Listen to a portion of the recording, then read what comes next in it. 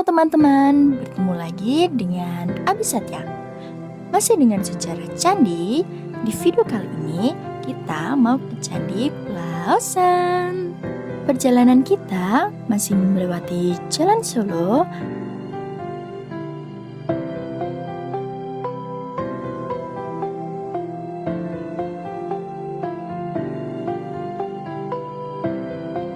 Lalu melewati Candi Sambisari.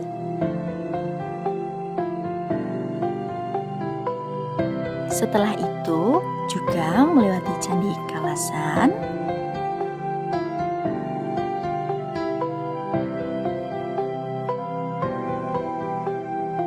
Sekarang waktunya kita masuk yuk. Untung saja suasana kali ini cerah ya teman-teman.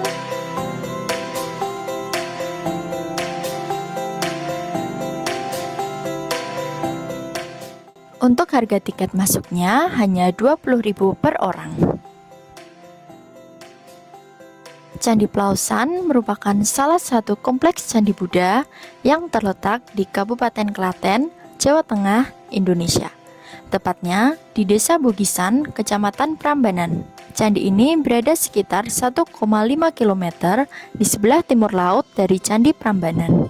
Kompleks Candi Plausan terdiri dari dua bagian utama, yaitu Candi Plausan Lor dan Candi Plausan Kidul yang dipisahkan oleh jalan setapak di antara keduanya. Candi Plausan memiliki sejarah yang kaya yang tidak hanya terkait dengan arsitektur candi, tetapi juga dengan dinamika politik dan agama pada masa kejayaan Kerajaan Mataram kuno di abad ke-9. Candi ini seringkali dikaitkan dengan dinasti Shailendra yang merupakan dinasti yang sangat berpengaruh pada masa itu. Candi Plausan diperkirakan dibangun pada abad ke-9 selama masa pemerintahan Rakai Pikatan, seorang raja dari dinasti Sanjaya yang menganut agama Hindu. Sementara itu, dinasti Shailendra yang berkuasa di Mataram kuno pada periode sebelumnya merupakan penganut Buddha Mahayana.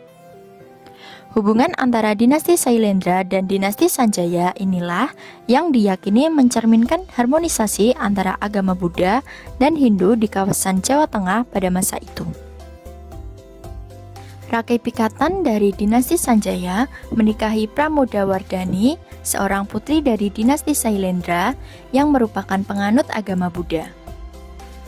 Pernikahan ini dianggap sebagai langkah penting dalam meredakan ketegangan antara dua dinasti tersebut, sekaligus memperkuat kekuasaan Rakai Pikatan. Dalam konteks ini, Candi Plausan didirikan sebagai simbol persatuan antara dua agama besar, Hindu dan Buddha, serta sebagai cerminan hubungan dinasti tersebut. Pramodawardhani diyakini memiliki peran penting dalam pembangunan Candi Plausan, mengingat candi ini memiliki banyak elemen Buddha.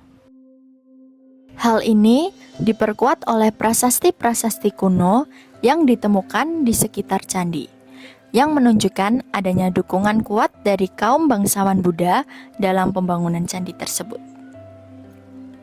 Hubungan dengan dinasti Shailendra dan Sanjaya seperti yang telah disebutkan, pernikahan Rakai Pikatan dan Pramodawardhani merupakan peristiwa politik dan religius yang signifikan pada masa itu. Dinasti Shailendra yang mendukung agama Buddha sebelumnya telah membangun berbagai candi Buddha lainnya seperti Candi Borobudur yang juga memiliki gaya arsitektur serupa dengan Plausan.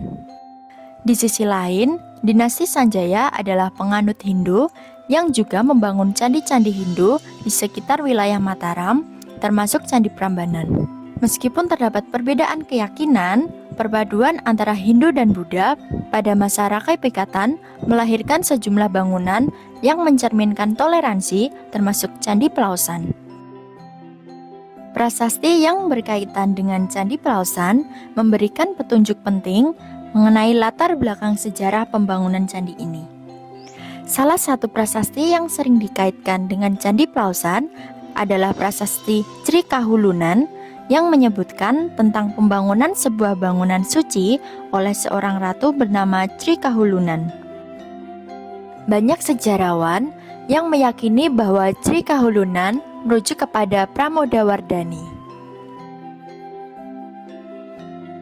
Dalam prasasti tersebut, dijelaskan bahwa sang ratu membangun tempat suci yang diperuntukkan bagi agama Buddha. Hal ini semakin memperkuat dugaan bahwa Candi Plausan dibangun atas prakarsa Pramodawardhani dengan dukungan penuh dari Rakai Pikatan. Selain itu, prasasti-prasasti lain yang ditemukan di sekitar candi menggambarkan kegiatan religius, termasuk upacara-upacara keagamaan dan ritual-ritual yang dilakukan oleh para biksu Buddha. Ini memperjelas fungsi Candi Plausan sebagai pusat keagamaan dan pendidikan bagi para penganut Buddha pada masa itu.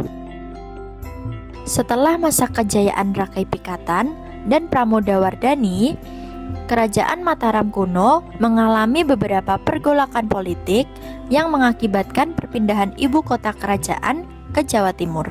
Hal ini dipicu oleh konflik internal serta bencana alam yang melanda Jawa Tengah.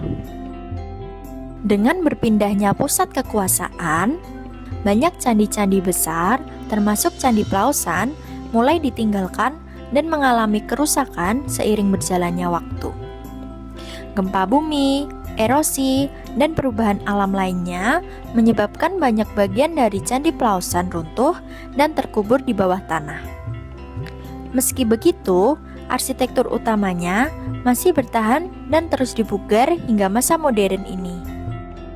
Selama periode kolonial Belanda, Candi Plausan mulai menarik perhatian para arkeolog dan sejarawan barat. Pada akhir abad ke-19 dan awal abad ke-20, sejumlah ekspedisi arkeolog dilakukan untuk memetakan dan mempelajari candi-candi kuno di Jawa, termasuk Plausan. Reruntuhan candi ini mulai digali kembali dan penelitian terhadap arsitektur serta prasasti-prasastinya memberikan banyak informasi tentang sejarah Mataram kuno. Upaya pemugaran pada abad ke-20, terutama setelah kemerdekaan Indonesia, upaya pemugaran Candi Plausan mulai dilakukan secara lebih intensif. Banyak bagian dari candi yang telah runtuh dipulihkan, meskipun sebagian besar masih dalam bentuk reruntuhan. Pemerintah Indonesia melalui Badan Pelestarian Cagar Budaya terus berusaha untuk melestarikan dan memperbaiki struktur candi ini guna menjaga warisan sejarahnya. Candi Plausan juga memiliki makna simbolis yang mendalam dalam konteks religius dan sosial. Sebagai perpaduan antara budaya Hindu dan Buddha, candi ini menjadi simbol kerukunan antar umat beragama di masa lalu. Hal ini terlihat dari arsitektur dan ornamen yang mencerminkan kedua tradisi tersebut. Candi ini menjadi bukti bahwa pada masa Mataram kuno terdapat toleransi yang tinggi dan keharmonisan antara dua agama besar di Nusantara. Secara keseluruhan, Candi Plausan adalah salah satu candi yang tidak hanya memiliki keindahan arsitektur, tetapi juga mencerminkan dinamika sejarah, agama, dan politik yang kompleks di Jawa pada masa lampau. Candi ini menjadi simbol penting dari persatuan dua dinasti besar dan perpaduan antara agama Hindu dan Buddha di Jawa. Candi Plausan memiliki struktur dan arsitektur yang unik dan kaya akan makna simbolis, mencerminkan perpaduan antara arsitektur Hindu dan Buddha. Kompleks candi ini terdiri dari dua bagian utama, yaitu Candi Plausan Lor atau Plausan Utara dan Candi Plausan Kidul atau Plausan Selatan yang memiliki karakteristik dan fungsi berbeda namun saling melengkapi. Candi Plausan Lor atau Utara adalah bagian utama dan lebih besar dibanding Plausan Kidul. Berikut adalah rincian struktur dan arsitektur Plausan Lor, yaitu bangunan utama. Di bagian tengah Plausan Lor terdapat dua bangunan candi utama yang berada di atas sebuah teras besar berbentuk persegi panjang. Kedua candi utama ini berdiri berdampingan dan dikenal sebagai candi kembar, mencerminkan keseimbangan dan harmoni yang memungkinkan menggambarkan dualitas dalam agama Buddha seperti pasangan suami istri atau konsep-konsep filosofis dalam ajaran tersebut. Di dinding-dinding candi utama terdapat relief yang menggambarkan tokoh-tokoh Buddha dan Bodhisattva. Relief ini menunjukkan detail yang halus, menggambarkan kehidupan spiritual dan ajaran Buddha. Di bagian atap candi utama terdapat stupa, simbol penting dalam agama Buddha yang melambangkan kesucian dan pencapaian nirwana.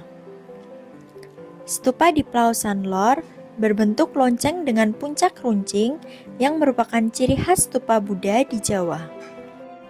Di sekitar candi utama terdapat sejumlah candi perwara yang merupakan candi-candi kecil yang berfungsi sebagai tempat pemujaan tambahan atau tempat tinggal para biksu. Candi-candi kecil ini terletak di deretan yang rapi mengelilingi candi utama. Terdapat sekitar 58 candi perwara di Pulau Sanlor serta lebih dari 100 stupa kecil. Salah satu ciri menarik dari Pulau Sanlor adalah adanya relief ukiran teratai di beberapa bagian candi, yang merupakan simbol penting dalam agama Buddha, melambangkan kesucian dan pencerahan. Kompleks Pulau Sanlor berdiri di atas sebuah teras yang lebih tinggi dari permukaan tanah sekitarnya. Teras ini dikelilingi oleh tembok yang membentuk halaman. Di halaman ini, selain candi utama dan candi perwara, juga terdapat berbagai struktur lain seperti tempat duduk dari batu dan bangunan yang diyakini sebagai asrama bagi para biksu. Beberapa stupa yang masih terlihat di Pulau San Kidul memiliki bentuk lonceng yang khas, sama seperti di Pulau Sanlor. Meski tidak seutuh stupa di bagian utara, sisa-sisa ini tetap memberikan gambaran mengenai arsitektur Buddha di Pulau San Kidul. Secara umum, arsitektur Candi Pulau San menggambarkan perpaduan antara gaya Buddha Mahayana dengan sentuhan Hindu, terutama dalam detail-detail relief dan simbolismenya. Pengaruh Buddha Mahayana, mayoritas elemen arsitektur di Candi Pulau San didominasi oleh simbol-simbol Buddha. Ciri khas Buddha Mahayana terlihat jelas dalam penggunaan stupa di atap candi serta relief-relief yang menggambarkan tokoh-tokoh Buddha dan Bodhisattva. Stupa di Pulau Sanlor memiliki bentuk yang elegan dan simetris, dengan puncak runcing yang menandakan pencapaian spiritual yaitu nirwana. Walaupun Candi Pulau San adalah candi Buddha, terdapat beberapa elemen arsitektur dan relief yang mencerminkan pengaruh Hindu. Ini mungkin merupakan hasil dari perpaduan budaya antara Rakai Pikatan yang berasal dari dinasti Sanjaya yang beragama Hindu, dan Pramodawardhani dari dinasti Sailendra yang beragama Buddha. Perpaduan ini juga terlihat dalam struktur dasar candi yang mirip dengan candi Hindu di Jawa Tengah seperti Candi Prambanan. Salah satu ciri khas dari Candi Pulau San adalah ornamen-ornamen dan relief yang menghiasi dinding candi. Relief-relief tersebut menggambarkan adegan-adegan kehidupan Buddha, Bodhisattva, dan makhluk surgawi. Ada juga relief yang menggambarkan bunga teratai, lambang kesucian dalam agama Buddha, serta ornamen geometris dan floral yang terinspirasi dari arsitektur Hindu. Arsitektur Candi Pulau San bukan hanya soal estetika, tetapi juga penuh dengan simbolisme religius. Stupa yang menjulang tinggi di atas candi utama melambangkan pencapaian spiritual tertinggi, sedangkan relief-relief yang menghiasi dinding candi menggambarkan perjalanan hidup menuju pencerahan. Dua candi utama yang berdiri berdampingan di Pulau Sanlor sering dianggap sebagai simbol keseimbangan baik dalam konteks agama maupun politik. Kehadiran candi kembar ini juga dianggap sebagai refleksi dari hubungan harmonis antara dua kekuatan besar saat itu, yaitu Rakai Pikatan yang beragama Hindu dan Pramodawardhani yang beragama Buddha. Material bangunan Candi Plaosan dibangun dari batu andesit, jenis batu vulkanik yang banyak ditemukan di Jawa Tengah. Batu-batu ini dipotong dan diukir dengan teliti, disusun sedemikian rupa sehingga membentuk struktur yang megah dan simetris. Meski beberapa bagian candi telah rusak akibat waktu dan bencana alam, pemugaran yang dilakukan telah berhasil mempertahankan banyak detail arsitektur asli candi ini. Arsitektur Candi Plaosan sangat menarik karena menggabungkan elemen-elemen Buddha dan Hindu yang mencerminkan harmonisasi antara kedua agama tersebut di masa lalu. Struktur utama dengan dua candi kembar, stupa-stupa, serta relief yang detail memperlihatkan kemegahan seni arsitektur di era Mataram kuno. Perpaduan ini juga menggambarkan simbolisme politik dan religius yang kuat, menjadikan Candi Plaosan sebagai bukti nyata dari toleransi dan kebesaran peradaban di masa lalu.